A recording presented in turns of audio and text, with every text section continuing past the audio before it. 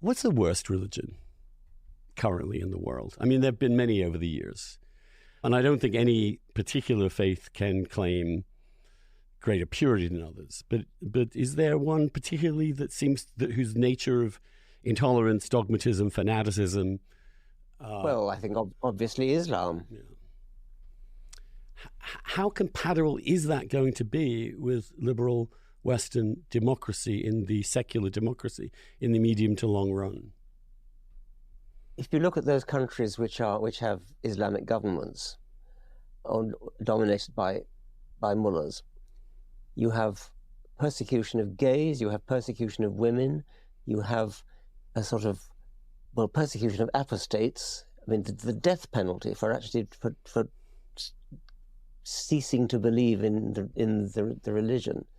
This is major intolerance. And what is so paradoxical is the way the liberal left in Western countries has a sort of hands-off policy with respect to Islam, whereas they're quite willing to, we talked about this earlier, to criticize the same things in Christianity and in things like second-class status of women, which is terrible and rightly so in liberal circles. It's just part of the law in Islamic countries. And yet it gets overlooked. It gets a free pass. Why do you think that? Is it because it's just related to the developing world, brown people, therefore brown people good, white people bad? I think it's confused with race, and many people think Islam is a race, and so they think that's total confusion, obviously. Yeah, but there's also, I think there is also maybe I could you think that there is a prejudice against one's own. I mean, there seems to be this prejudice against Christianity because actually it's our faith. It was historically our faith.